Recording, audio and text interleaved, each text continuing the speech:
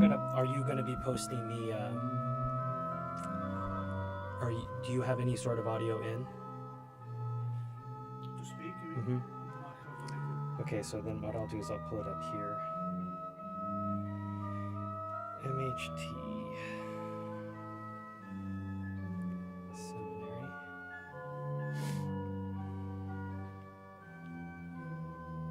Okay, I'll watch the chat from here. It's alright. Are you ready? So just As ready as you're gonna be? start.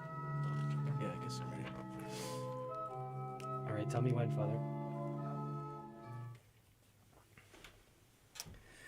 Welcome to our MHT Seminary Giving Tuesday live stream. I'm your host, Stephen Heiner, and I'm with one of our seminarians, actually newly tonsured, Thomas Holm. So thank you. And some people may not have watched the live stream last year, but you were actually on this the Giving Tuesday live stream last year. So what's changed from last year till now for you? Well, one of the big things is I'm not in the minor seminary anymore. I have a full schedule with the major seminary, which on normal days is 5:20 rise, but since I'm a sacristan, I wake up a little earlier just to get everything prepared at the site altars for Mass. Then When you say a little early, like 5? yeah, right, yes, Okay. around 5. Then after I set up for the Masses at the side chapel, I go in the chapel at 6 for prime. We sing prime. And after prime, there's meditation. And it's very hard for me to stay awake, but I try as hard as I can. All right. Then following meditation, we have Mass and Thanksgiving. After Thanksgiving, I clean up the side chapels, get a quick breakfast, and start getting ready for classes. So what's your load like this year? How many classes are you taking? I'm taking, in the week, I have 21 class hours. I think I have maybe 8 classes that I'm in right now, 5 of them being major courses. So what are those 5 major courses? Moral theology, pastoral theology, De Deo Creatore, De Verbo Incarnato, and canon law. Those are my 5. I mean, I'm just listening to that. I mean, that's a pretty heavy schedule as is. And then you have 3 more courses on top of that? Yes. Okay, which minor are? courses, which are history. What's the other one? You have a Latin course in there? I finished all my Latin last year. Okay. Which is a really big help. A little bit of a relief there. Yes. Then I have De Logis Theologicis, and there's one more. You have pastoral theology. Oh, I can't remember the name right now. Well, that's right, Psalms. I have.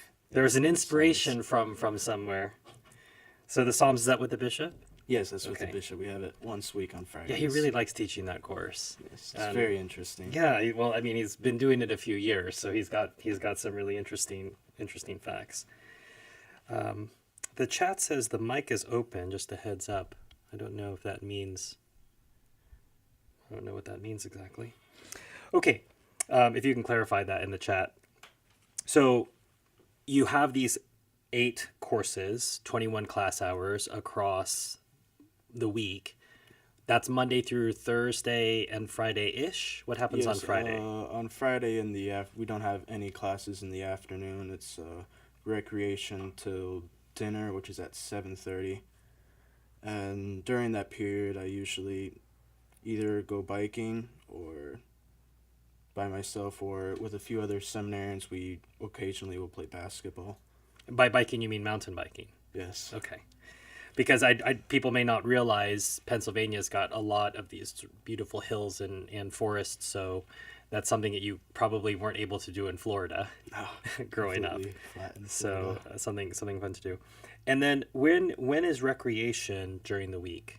During the week, it's right after dinner. Once we finish cleaning up dinner, which ends around 6:30, we have recreation all the way till 8. at which time we have Compline. Well, I guess technically you probably have it till 7:50, right? Just sort of Yes. to get ready to be back in liturgical prayer. You can't be recreating right up until 8 o'clock. Um, as far as cleanup, you mentioned cleaning up dinner. Is that a rotating duty? Is someone assigned to that regularly? All the seminarians usually pitch in for cleaning up all the meals. Sometimes we have their waiters and the dishwasher during the meal, and they get to eat while all the other seminarians are helping cleaning up from the meal. Okay. So that's during the week. So what about on the weekends? What does that look like? On Saturdays, we have one extra. Rise isn't until 6:20, so we get one extra hour. And you love that. Yes, it's very nice. I'll take, I'm not going to throw you out there. I also enjoy that extra hour. And, but it's a full day. And I say maybe it's that extra hour because there's a lot of work to be done on Saturday as well. Yes, in the morning it's the regular schedule, but after breakfast, most of us get changed and we have to start chores, and chores last all the way till lunch, which is at 12:40. What are some of those chores like? Well, myself, I'm a sacristan, so I help prepare the mission kits for the two missions we have here, the one in Harrisburg, the other in Pottstown. Then after that, I usually clean the chapels. We have one of the deacons purify linens, and then we grab all the linens and wash them. And you've got a whole particular type of laundry routine with those linens, right? Yes. And I think that's something I don't think I knew about generally, but I didn't have an appreciation for until I saw them, being washed on a regular basis. And I suppose the mission kit's a little easier to prepare for Pottstown now since everything's Yes. all set up. Yes, it's much easier. Right. Since we only have to pretty much just pack the linens in the weekly bulletin. And then what does Sunday look like? Sunday, again, we have that extra hour of sleep. We have prime meditation, mass as usual. After that, we have breakfast, and then during the morning all the way to lunch, it's general silence. And then after our lunch, we usually do a little bit of recreation. We could play cards, chess, Stratego. Yes, there's a lot of strategic games happening in the recreation room. I alluded to the fact, obviously, last year you were in the minor seminary, and now you've been tonsured. And for those of us who are lay people, when we think about the clerical state, tonsures, that entry. Did you? It feels a bit of a silly question to me, but I think people might be interested. Do you feel like something really different had happened? Now, is there sort of a feeling in your head? Okay, I can feel that tonsure upon me, or did it just seem like a part of the natural journey here at the seminary? It felt part of the natural journey here. It was kind of big for me since it's the first step to getting closer to becoming a priest. And you really start thinking more about it after you get tonsured. So. Well, and also one of the major roles you have here at the seminary is being able to tell apart Danny and Luke Brockman. I don't think anyone else actually has the ability to do that. Usually Bishop Sanborn starts with, which one are you? And so, over time you need to pass that skill on to the rest of us. They're actually, I think, younger minor seminarians than you started, right? You Yes. started in your senior year. So in a sense, they're senior to you, that they're going to go through the minor seminary longer. Have they leaned on you for any kind of help, or do you feel like they've figured out the minor seminarian thing pretty quickly? I think they figured it out pretty quickly. Also, they came up from our summer break. They came up earlier than me since the school year in Queen of All Saints starts earlier than the seminary academic year.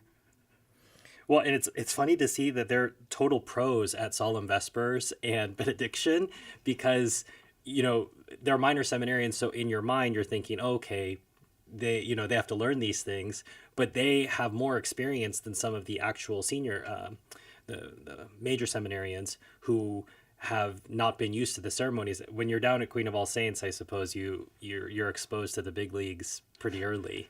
Yes, at least in QAS, they have choir practice pretty much every day. And also, Luke was the MC down in Florida when the seminary moved up here, and Danny was the sacristan. Okay. Well, they're old pros. I mean, they're it'll replace you soon enough, potentially. Yes. So I'll just remind people in the chat, we have a $20 super chat from Darlene Namaho. Thank you, Darlene, for your contribution. If anyone in the chat has any questions for Mr. Holm, please feel free to include them, and I will read them out to him. He may not be able to answer all of them, but we'll do our best to puzzle out an answer together. I suppose this is a question that I recently asked Reverend Mr. Nowruz about when we talked about his vocation. Some people might say, well, you're awful young, and they may not be sure about whether they should pursue a vocation. What sort of thoughts, encouragement, ways of thinking would you offer to a young man who is thinking about vocation, isn't quite sure? They maybe were given an opportunity to enter a minor seminary, and as you did. What would you tell them? Well, I think they should, if they're considering it, I think they should definitely try it out. Of course, have a strong devotion to Our Lady, and also to your patron saint. And yeah, I think they should, if they think they have a vocation, they should try it out. Because you'll find out one way or the other when you get here, right? Yes. And I'm thinking too, potentially some of the challenges you thought you would have before you came were maybe not challenges, and then there were other challenges you didn't anticipate, which, reared their head.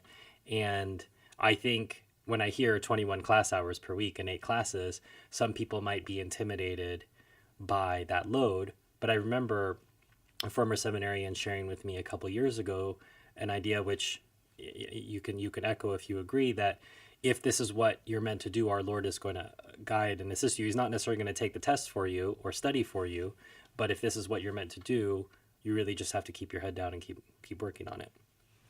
Yes. Anything else that you'd like to share with friends and benefactors, people who are watching the stream or sharing about what's going on at the seminary, or what you hope for next year for yourself and for your fellow seminarians? Hope we get more seminarians next year. Well, more seminarians means more help for you, right? In the sacristy. Yes. And also we could do more ceremonies and hopefully get a few more singers to help us out. I think that's something that people don't appreciate, is that pontifical ceremonies just require all of these different people. Some people who are just what the bishop calls flower pots. They're just there as part of the ceremony, but they're not necessarily accomplishing anything. But we need to have a number of those and still be able to sing and all that. So yes, if for no other reason, we'd like more seminarians so that we can fill out pontifical ceremonies. But as you say, part of that is just giving it a shot and coming out and being open to what our Lord has. Well, thank you. I'm not releasing you potentially from coming on next year's Giving Tuesday stream, but ask the people who are watching and listening to keep Thomas Holm in your prayers for his perseverance and for continued growth in learning and holiness. Thanks for joining us, Thomas. Thank you. Jimmy Hun, as we wait for our next guest to have a seat. Jimmy Hun, 20 pounds. God bless the work of the seminary. Which one are you? Very New York, very Bishop Sanborn. I couldn't agree more. And which one are you? This is Mr. Christian Polowski, or Pavlovsky, if I want to exercise that part of my mouth. Could you tell our watchers and listeners where you're from and your path to the priesthood? Yeah, sure. I'm from Edmonton, Alberta, Canada. And my path to the priesthood, well, I became a traditional Catholic at around 25. so pretty late. And I actually entered a Ukrainian Catholic monastery before I became a traditional Catholic. I was still recognize and resist, sort of figuring it out. And Very beautiful liturgy. Oh, I loved it. I mean, I was very, very sad to leave that liturgy behind. But over the course of that year, I became convinced of the sedevacantist position, so I had no choice but to seek out a sedevacantist seminary, because I also became convinced of my vocation. Were there any crypto-sedes in the Ukrainian rite?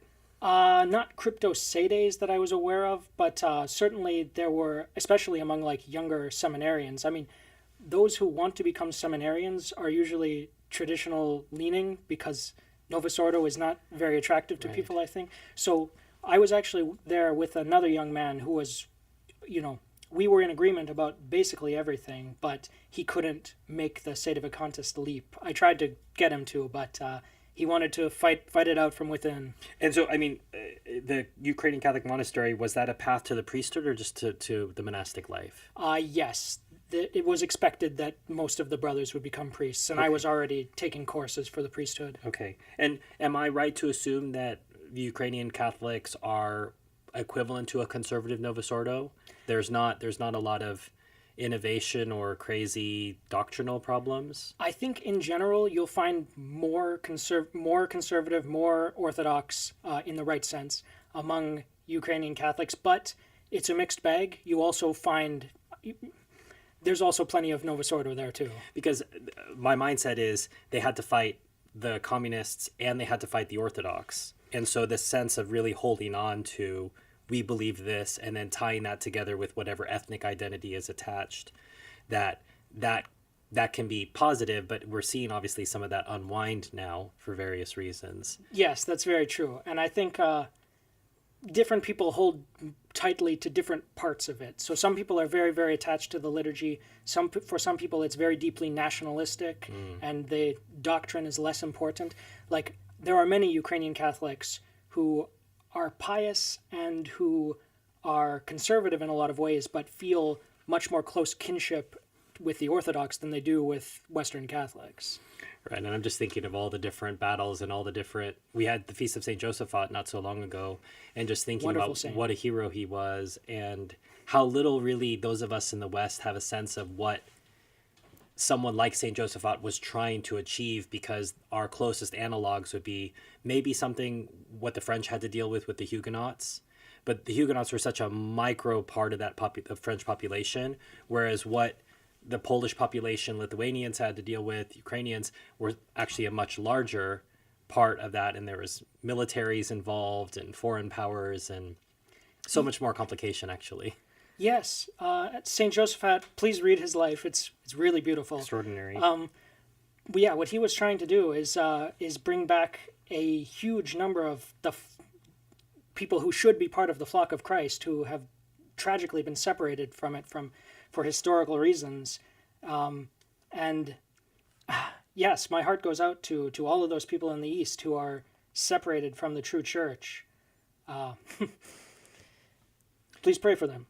Well, and I think too, they're always going to find more reasons, right? If it's not filioque, it's it's the Holy Father himself. If it's not that, it's the idea of liturgy, and forgetting completely, of course, that the Church allows so many rites to maintain their traditions and their songs. And as you know, Ukrainian liturgy, like most of the Eastern liturgies, you're singing most of the time, you're standing most of the time. It's a more grueling liturgy, you could say, in some ways. Yes, you'd think so. And it is certainly much longer, but I never ever found it tiresome. It's funny. But yeah, it's very beautiful and very moving. So you realized sedevacantism was the path you couldn't stay with. There's no Ukrainian Catholic sedevacantists as of yet. At least none that I was willing to join. Right. So you pursued the religious brotherhood, I think, with a different congregation for a while. That's right. And then what called you out of the brotherhood, having been committed to that path for a while? What made you consider the priesthood? Well, I guess you could say that the opportunity kind of came my way. I never really gave up on my dreams of becoming a priest. It just didn't work out for me for a while. But then when the chance came, I took it. And so now I'm following it again. So you, as Thomas Holm was as well, who we were just speaking with, you were also tonsured. Correct. And I'd asked him, I said, do you feel different? There's a classic layperson question because we're not used to receiving these orders. And that's something that we think about. But also I thought, it might just, be another Tuesday, another Wednesday. Did it feel like a major crossing for you, or just a regular part of the seminary? It's a good question. If I had to answer whether I feel the grace of tonsure, it's difficult to say. But as Thomas said earlier, I do definitely feel a deeper sense of commitment. Even just as a seminarian here at Most Holy Trinity, it feels like I'm more firmly established. And yes, as Thomas said, you're closer to the priesthood. It's like you go past a real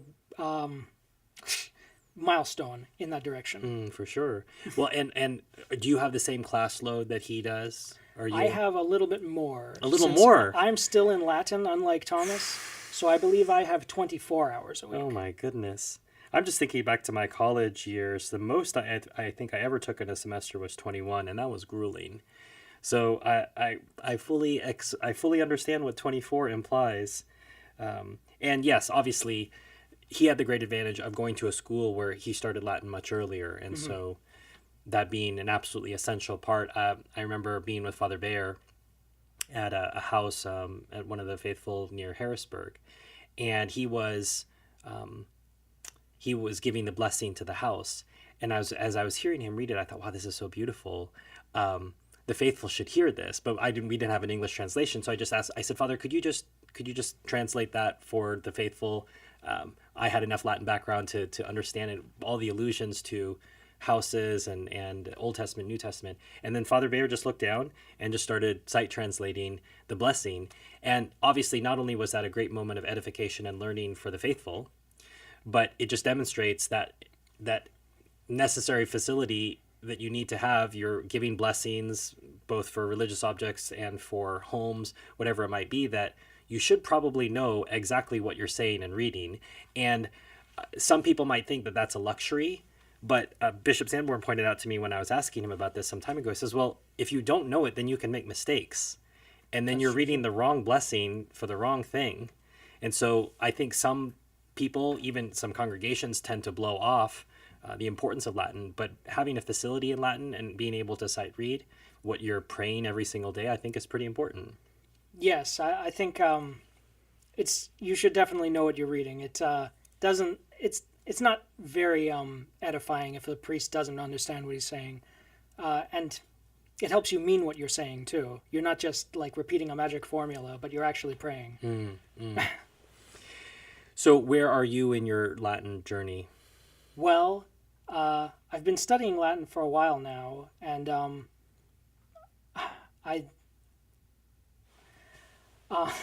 in Latin 3 this year, and I don't know how many more years of it I'll have to take, but things are going pretty well so far. Right now, what I'm doing with Bishop Fleece is we've been translating encyclicals. We've been doing a couple encyclicals of Pope Pius XII, and right now I'm translating the ceremony for the ordination of a priest. Okay. The prayers for those. They're very beautiful prayers, actually. Yeah, and none of when you're thinking Pius XII, that his Latin is, whether it was the Holy Father or one of his ghostwriters, it's quite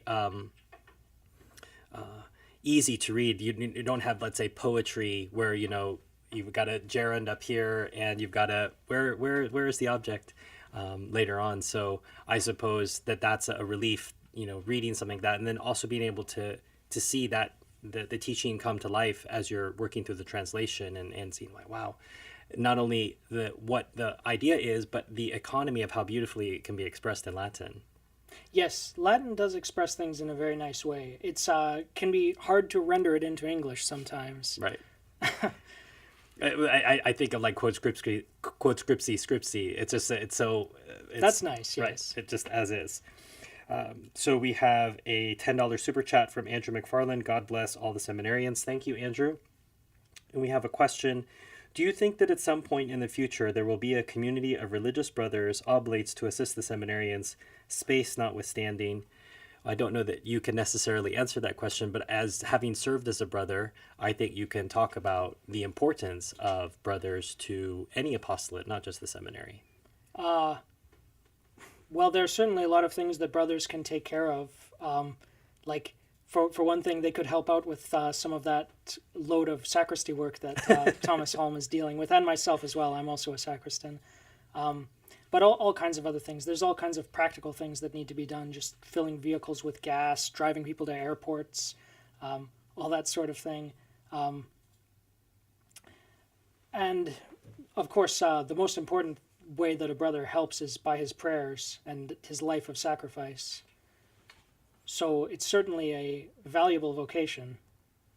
As a retired brother, I think you can say that. And I suppose, Jimmy, what I would say is just echoing what Bishop Sanborn has said when he's been asked about this before on live streams, that there are a number of things that have to come into play in order to activate a religious brotherhood.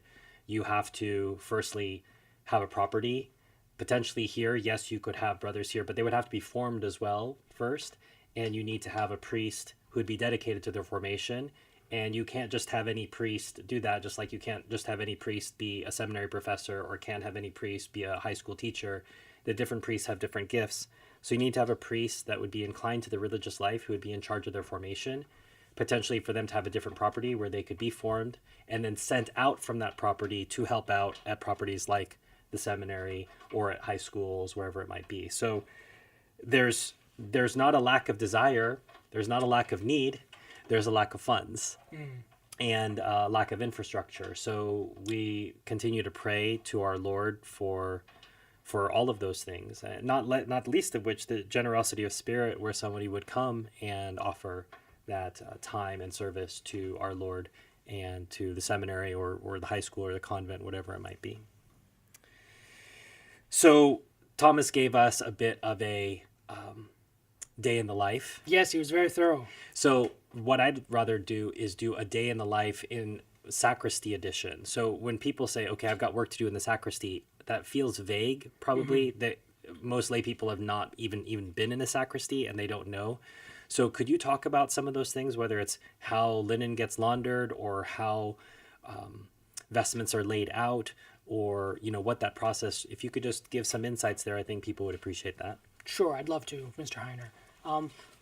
One thing, the main things we do every day is set up for the Mass. That's set up the altars, obviously. So the altars start covered. You uncover them, get everything ready for Mass. Any of you who are altar servers have probably done this. Set out the candles, the altar cards, the missal, get the cruets, fill the cruets with water and wine. That's for the altar. We sacristans also need to prepare the vestments. What we do, the custom we have here is the sacristans arrange the vestments for the priests. So you lay the vestments out in reverse order, that the priest puts them on, so that he can put on each piece as he picks it up. So there's a very particular way that we arrange them, and you have to do that for every priest. We have 4 priests here that say Mass every morning. And do priests have particular preferences that vary, or are they all pretty standard? The only thing that sort of varies is some priests, one of the jobs we do is starching the corporals. That's one of the items that the priest uses when he says Mass, one of the linens. Some priests like them a little bit firmer than others. Okay, so there's a firm corporal crowd that you have to account for. Okay, that's interesting. And when you say starching, is that in the ironing process? Yes, the corporals are done separately. They have their own process that they have to go through where they get starched. Many of you probably know what that is. It's just firms them up, and So ironing linens is another thing that we do every day. Corporals need to be prepared for the next week. We need a set of corporals for all of the priests. Each priest gets one. And then every day, each priest needs a purificator for their chalice and a finger towel to use during Mass to dry their fingers. And also, every week, a priest needs an amice. That's one of the linens that the priest wears.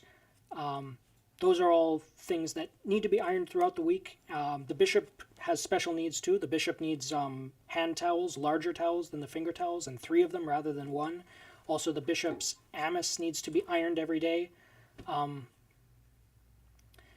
And the bishop, there's a little bit of finicky things for the bishop. The bishop needs to wear a special penitential alb on penitential days, which we now have quite a few of, being Advent.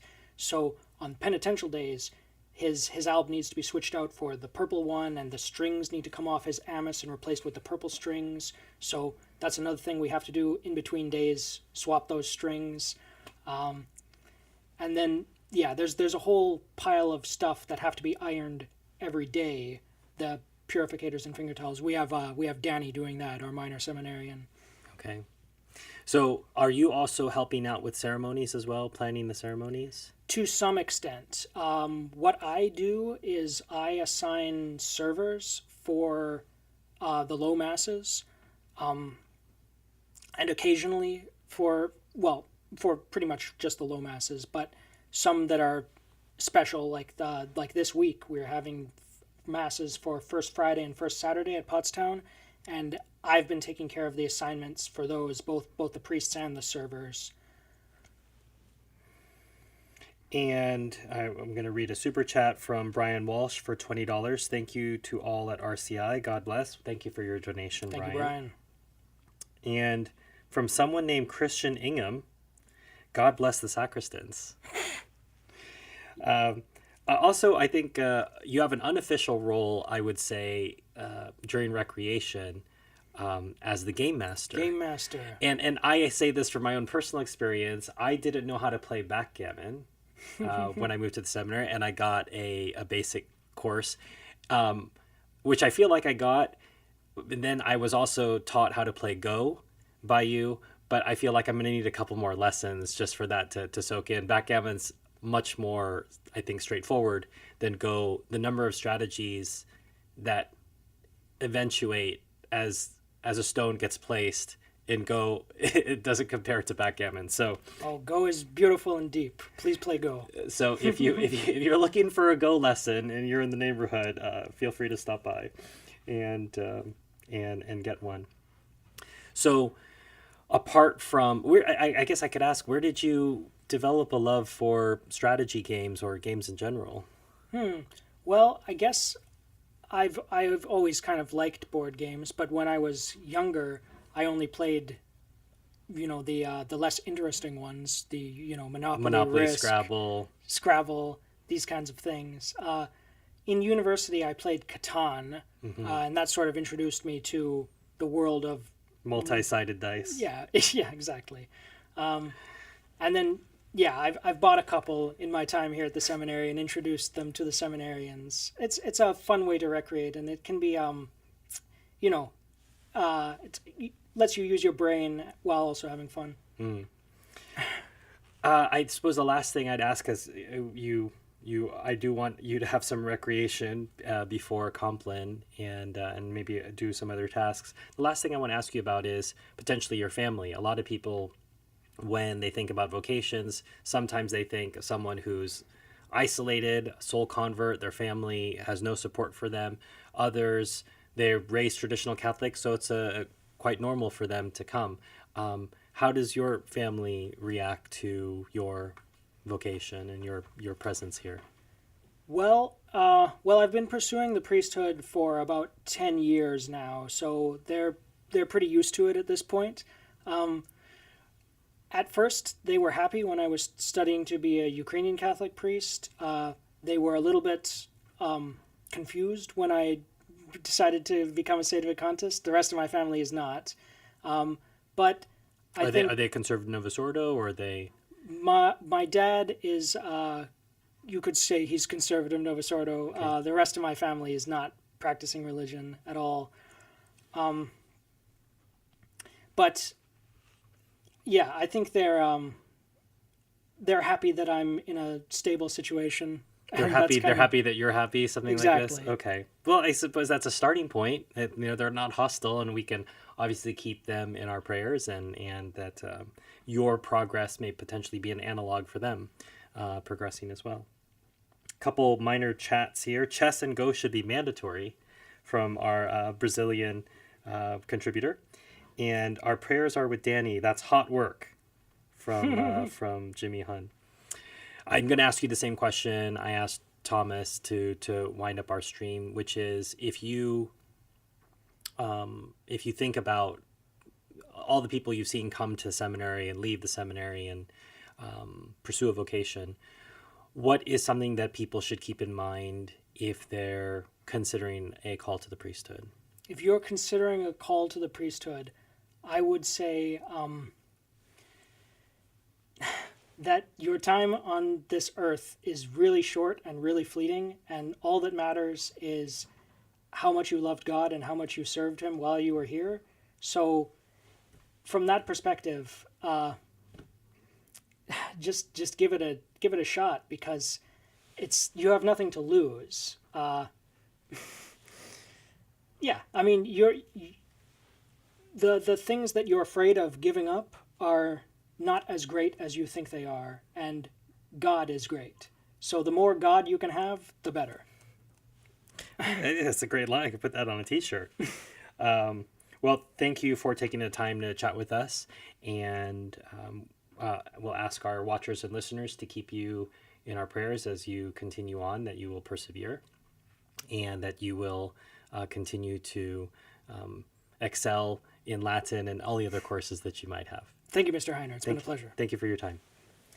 And as we wrap up the stream, I'll just remind you of our calendar, which is available at Roman Catholic Media. You can use the coupon CYBER2024 for 33% off anything that's on the site, I think, for the rest of this week, which includes things like mugs, notebooks, cups. And if you're watching this later on, you can still send a super like as a way to contribute after the stream, or the stream, or you can use the donate link, which Father Disposito has put in the description, to donate that way directly. So you can donate in any number of ways that you'd like. Remember that all of these donations go directly to supporting the seminary and raising the next generation of priests. And those of you who are out there without access to priests, if you support the seminary, you're actually investing in your own future, because these priests could then potentially come out to serve you. So thank you for, last question, does it ship outside the US? Yes, it certainly does. Everything on the website ships outside the US. The sole exception being the United Kingdom, because of HMRC's regulations about e-commerce. Go take that up with your government, my dear British citizens. But outside of that, we do ship, including to Brazil. So as I was saying, if you support the seminary, you are investing in your own future and investing in priests who may be able to come out and serve you, whether that's for Mass, whether that's for catechism, or whether it's for the last rites. You never know when your time will be up, and investing in the seminary is a chance for you to make sure that when your time does come up, you may have a priest handy. Thank you to all of our watchers and listeners. Thank you, Mr. Boudib, another 100 reals contribution in the super chat. Thank you for that. Thank you for taking the time to watch and listen to our Giving Tuesday live stream. And remember, just because it's not Giving Tuesday doesn't mean you can't contribute or set up an ongoing donation to the seminary. Thank you for taking the time to stop by.